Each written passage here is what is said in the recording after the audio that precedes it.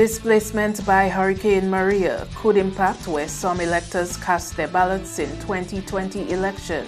Safe Schools Emergency Preparedness Program launched in all 73 schools, and Cricket Australia in shambles over ball tampering controversy. Hello, I'm Idona John Baptist with the Channel 5 News.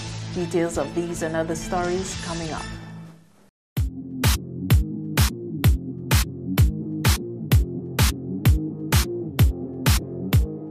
Rudolph Thomas Enterprise in Portsmouth, your suppliers of building materials and hardware products. Over 20 years experience in the business. Rudolph Thomas has lumber and plywood, galvanized and fenced pipe.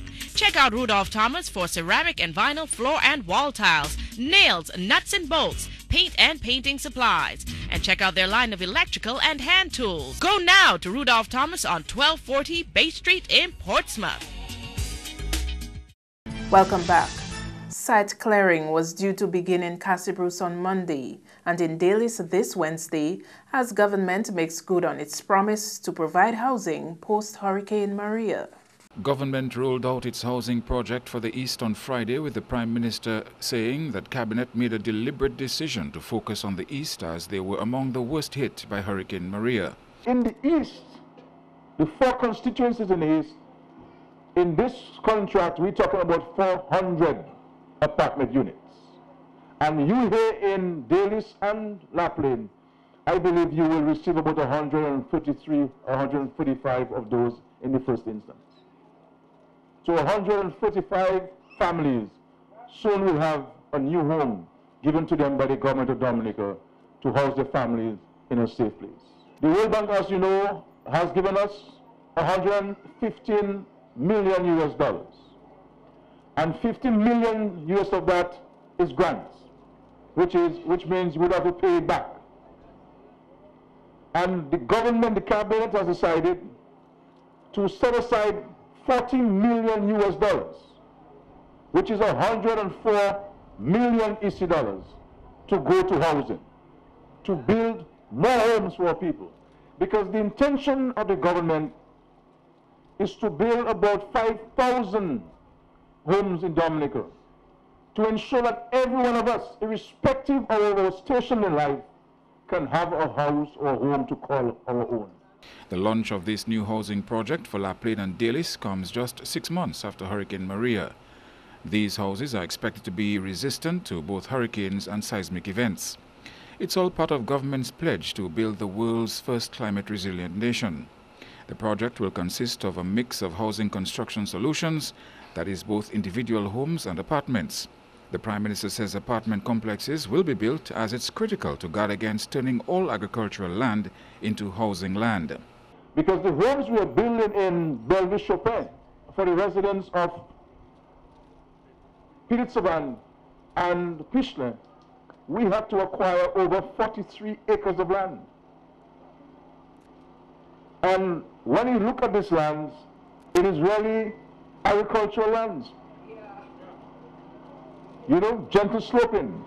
But we have no choice but to use these lands to build homes for the residents of Piritsavan and Pishler. Laplane constituency will receive $1.5 million for roof repairs this week. That money will be transferred to the village councils and contracts will be given to local contractors. But Mr. Skerritt has cautioned the contractors all over the country to do a good job and to resist taking shortcuts. In other top stories, displacement of the populace as a consequence of Hurricane Maria will have some bearing on where voters cast their ballots in the next general election. The destructive impact of the September disaster has displaced residents in almost every community. In some cases, the dislocation will be permanent as some areas are uninhabitable, making it impossible to go back to one's resident constituency to live. This could mean that existing registered voters would have to transfer to vote in another constituency for the next general election, constitutionally due in February 2020.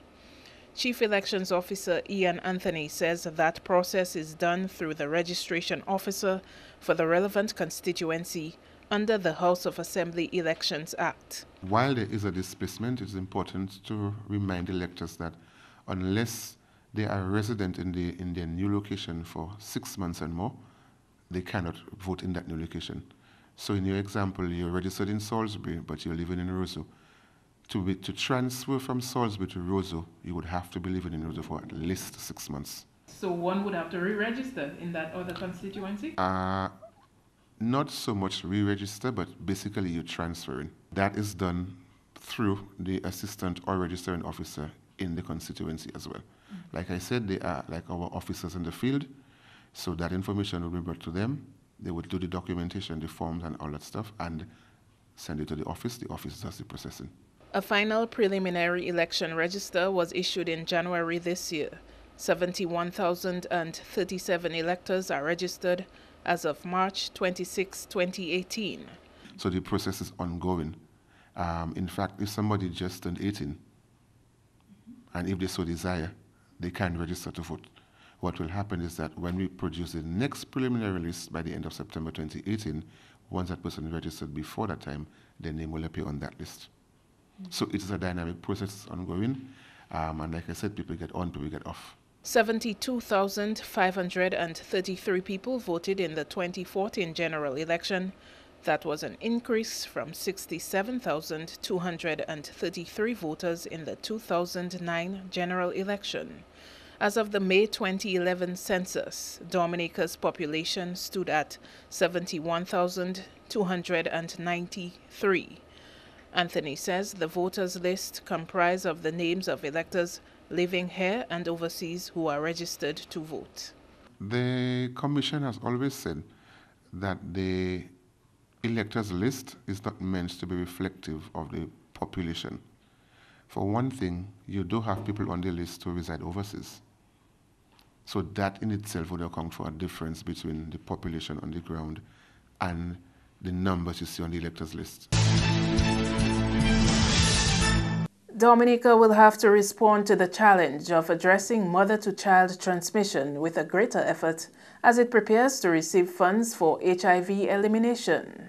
Dominica's HIV/AIDS response program will be boosted later this year through funds from the Global Funds Continuation Grant.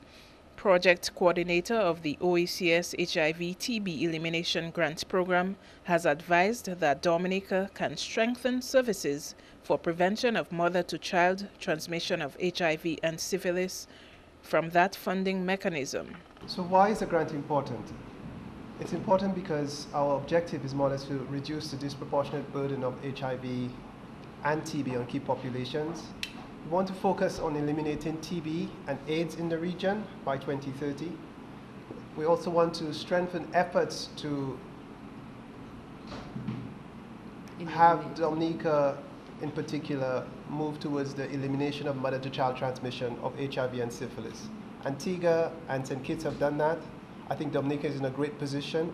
If we can use the grant to foster that process of validation, that would be great. The grant assists countries in delivering services for key HIV and TB populations with a focus on men who have sex with men, sex workers, and the transgender society. Dominica is expected to submit its application proposal for the grant by April 23. We've been able to provide training to key population members. We've been able to provide some funding to strengthen the safe spaces of key populations so they're able to provide testing for HIV and syphilis. We're in a safe space. So now more members can come in and get tested, for HIV and syphilis, and we'll be able to gather the data right there. We'll be able to provide effective combination prevention interventions in terms of education, counseling, condoms, distribution. But definitely the testing, that's something that we want to move towards, having HIV testing for key populations by key populations, in collaboration with the Ministry of Health as well, because some key populations prefer, Ministry of Health officials test them instead of their peers itself. With the 2018 hurricane season expected in just 10 weeks' time, residents of a hard-hit Southwest Coast community are hoping for more attention from government. The Lubia Village Council, which covers the communities inclusive of Lubia, Madrel and Forbawa, got some serious impact from the river which flows in the area.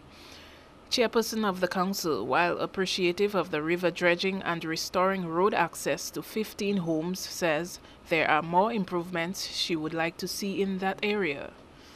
Personally, I would like it to be better. I would like it to be much better and much more forward than what it is at the moment.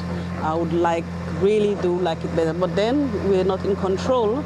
There are so many things happening with material. You can get material to do anything.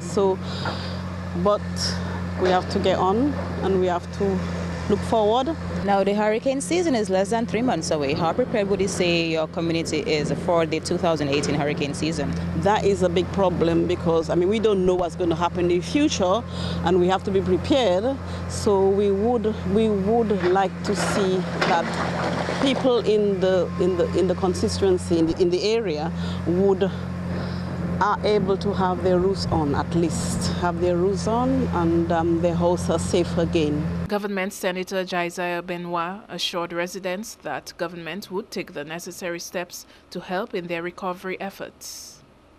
Well, I want to say to the people of Lower Castle Comfort, to the people of Leopoldville, to the people of Wallhouse and other areas where there is still a lot of work similar to this that needs to be done. That the government is very much aware of it and aware of your needs. And in fact, I can assure you that in critical areas besides Forbawa, like Leopoldville, Lower Castle Comfort, that will also hit hard. We're going to go in there with staff of the Ministry of Public Works, see what recommendations can be put forward to the Minister for consideration, and then I will undertake to follow up with the Ministry with a view that the work will be done in a timely way. You're watching Channel 5 News. Coming up, the latest on Kalinago Chief Williams. That and more when we return.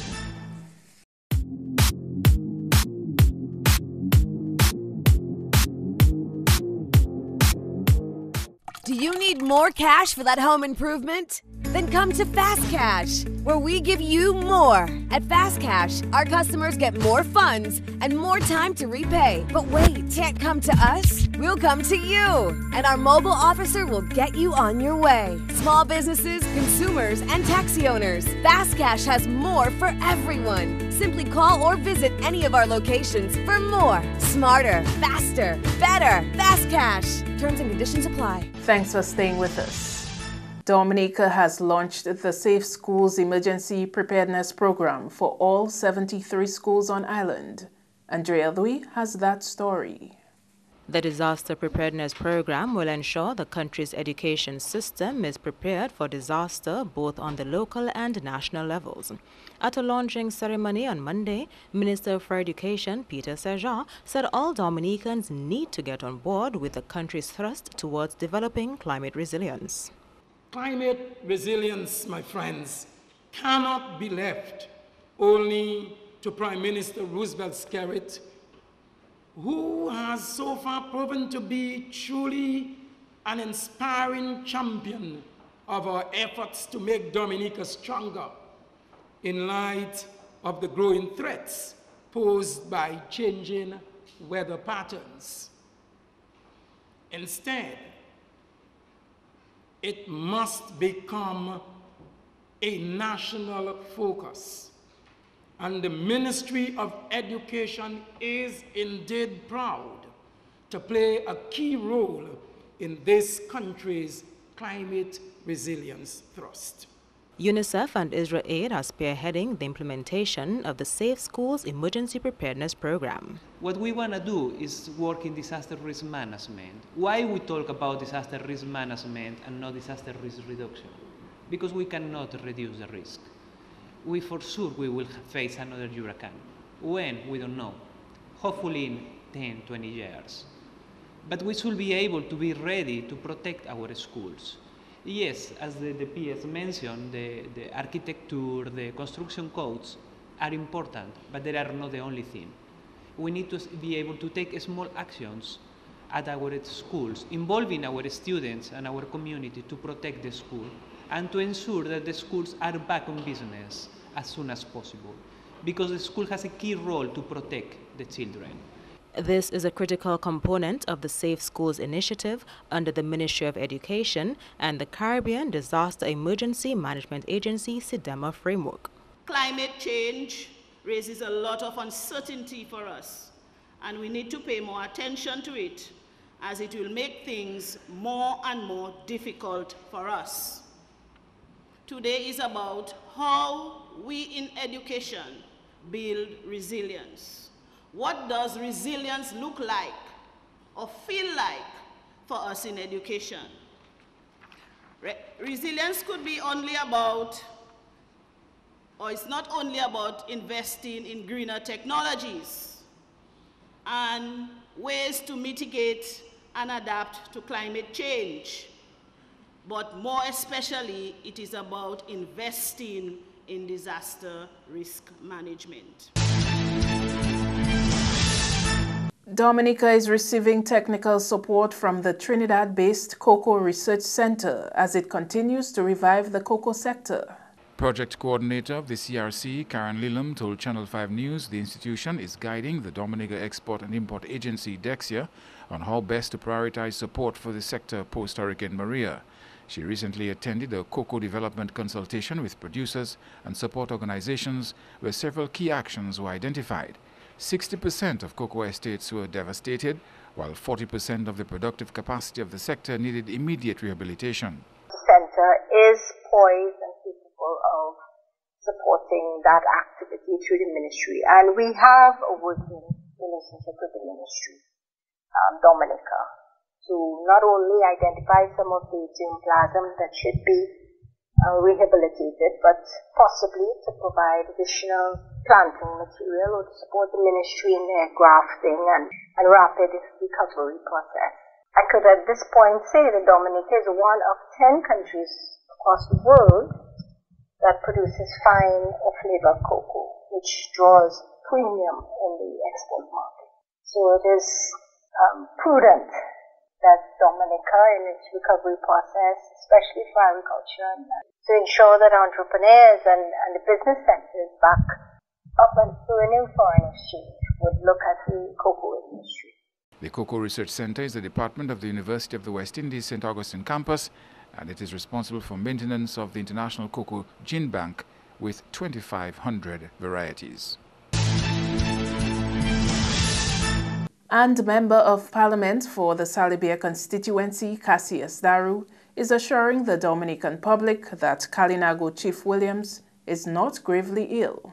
Daru says that Chief Williams, who was hospitalized late last week and is still a patient at the Princess Margaret Hospital, is in good spirits. The Kalinago chief is not sick in the strict sense that people have the rumors out there that he suffered a major stroke. Although I said I was not going to come to make any comment on it, but I just want to let the people who will be seeing this interview to let them know that the chief, I just visited him this morning, and he's doing much better, because he really wanted for no comments to be made on his status now.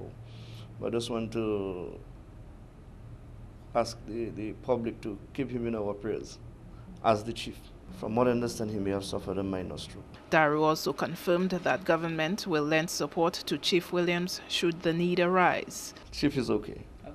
I'm in constant contact with him, and if there's anything that we must do to assist the chief, as the chief of the indigenous peoples, the government is prepared to assist him.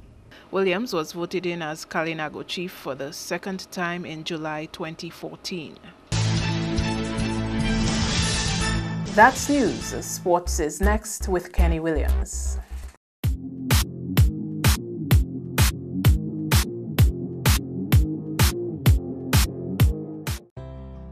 If you're HIV positive or have an STI, having unprotected sex with multiple partners puts them in grave danger. You'll expose every partner and their present and future partners to HIV or another STI. Use a condom every time you have sex. You can live a productive life even if diagnosed with HIV. Remember, early detection is key to your survival.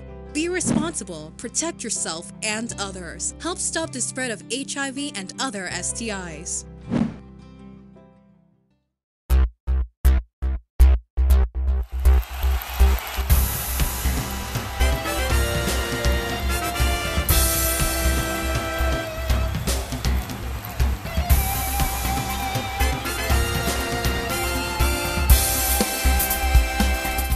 We begin with football, where Belfast Estate Mausoka Strikers and Northern Concrete and Steel Bombers are through to the final of the DFA Flow Nations Cup.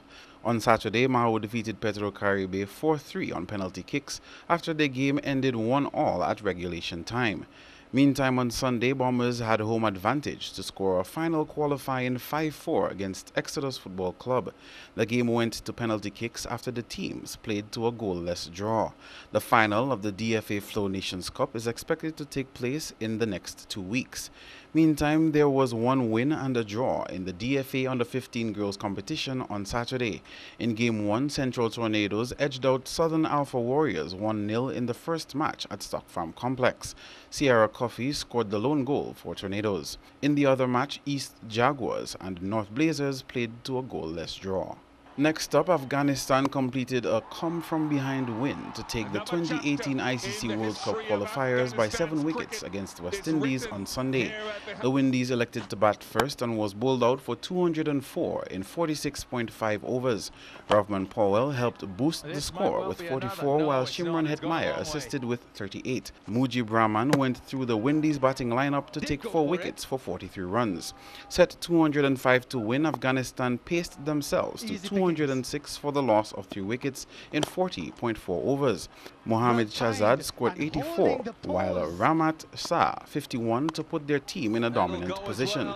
Chris Gale snatched 2 wickets for 38 runs, while Kimo Paul took 1 for 29.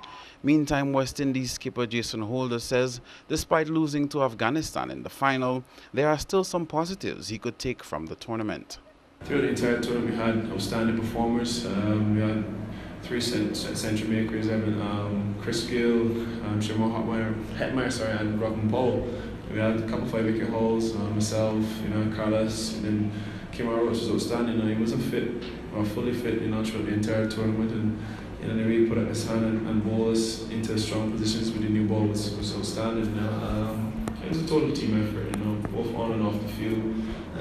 This is probably one of the best times we've come together as a side, and we knew the importance and significance of the tournament, and credit must go to each and every individual. On the international cricket scene, Cricket Australia in shambles over ball tampering controversy in 3rd Test against South Africa on Saturday. Australia batsman Cameron Bancroft was caught on camera, seemingly working on the ball with a foreign substance in his hand.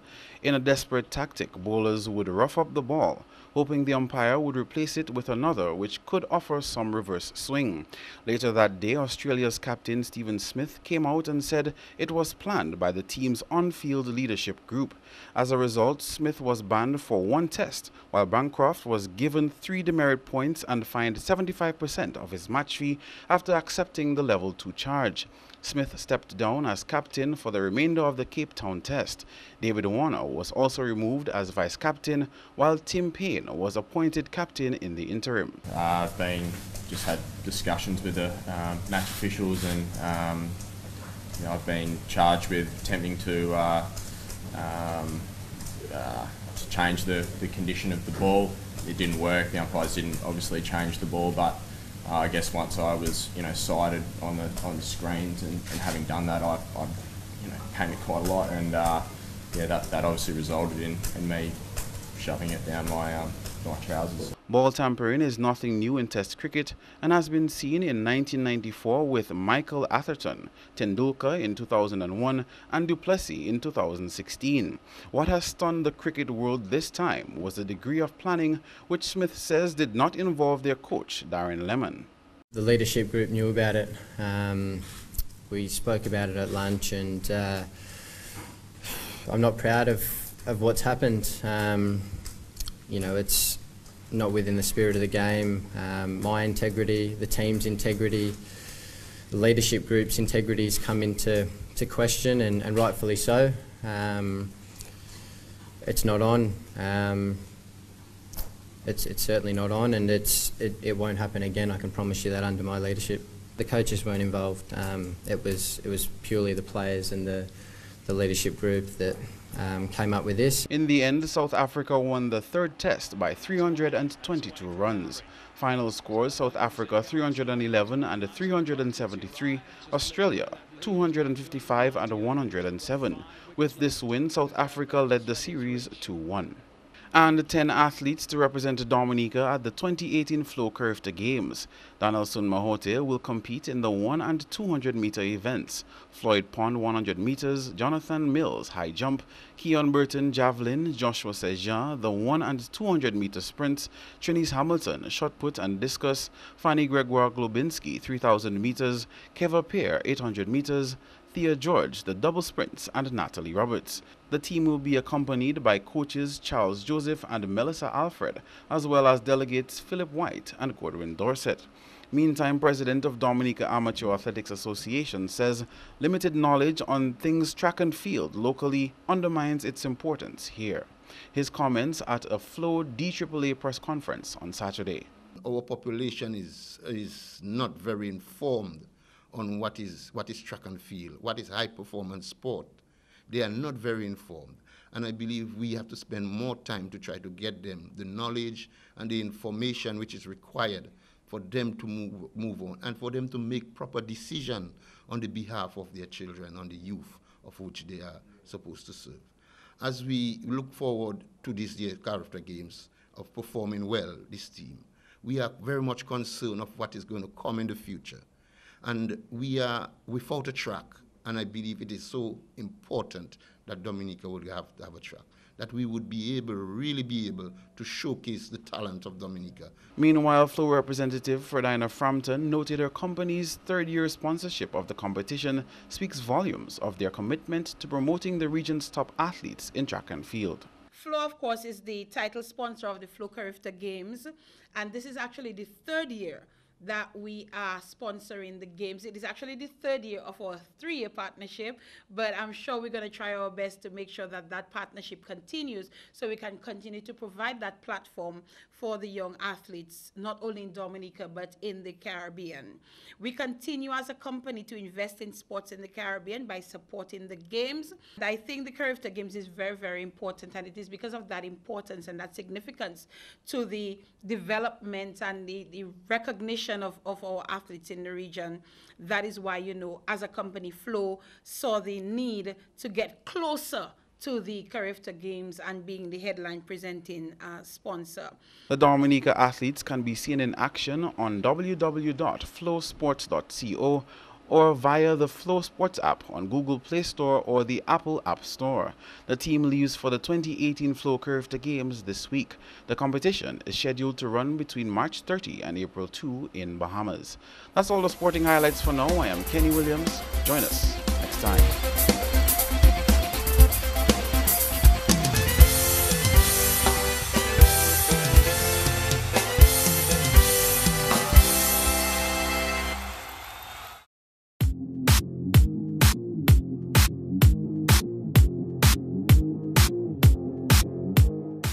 M&J Covering is the producer of designed galvanized and galvalume in Dominica.